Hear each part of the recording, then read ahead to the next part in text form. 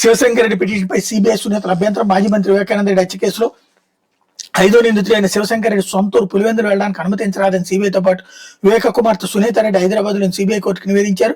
అక్కడ సాక్షులను ప్రభావితం చేసే అవకాశం ఉందని పేర్కొన్న 79 ఏళ్ల తల్లి వెన్నునొప్పితో బాధపడుతున్నాను. 2025లో శస్త్రచికిత్స విజయవంతం కాలేదన్నందువల్ల మరోసారి శస్త్రచికిత్స చేయించడానికి 4 రోజుల పాటు పులివెందులు వెళ్లడానికి అనుమతిస్తూ బెయిల్ షరతులను సడలించాలని కోరుతూ శివశంకర్ రెడ్డి హైదరాబాద్ సిబిఐ కోర్టులో పిటిషన్ దాఖలు చేశారన్నట్టు హైలైట్ చేశారు. తిరుమల తిరుపతి దేవస్థానం అధికారులతో ఏకసభ్య కమిషన్ భేటీ.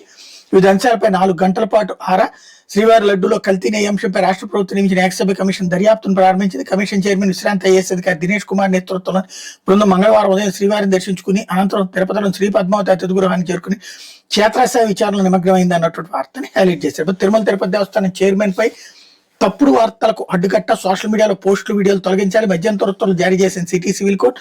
తిరుమల తిరుపతి దేవస్థానం చైర్మన్ బిఆర్ నాయుడికి సంబంధించి ప్రచారం అవుతున్న వీడియోలపై హైదరాబాద్ సిటీ సివిల్ కోర్టు కీలక ఆదేశాలు జారీ చేసింది. మంగళవారం లక్యూటరీ అప్లికేషన్ పై విచారణ జరిపిన కోర్టు దుష్ప్రచారానికి అడ్డుకొట్ట వేయాలంటూ మధ్యంతర ఉత్తర్వులు జారీ చేసింది. బిఆర్ నాయుడు ప్రతిష్టకు భంగం కలిగించేలా ఉన్న ఎలాంటి అభ్యంతరకర వీడియోలు, వార్తలు లేదా కథనాలు ప్రసారం చేయకూడదని ఆదేశాలు ఇచ్చింది. సామాజిక మాధ్యమాల్లో పోస్ట్ చేసిన వివాదాస్పద కంటెంట్, వీడియోలు, ఆర్టికల్స్, ట్వీట్లు, వ్యాఖ్యలు వెంటనే తొలగించాలని పేర్కొంది అన్నటువంటి వార్తని హైలైట్ చేశారు. అయితే రాజమహేంద్రవరానికి పోలవరం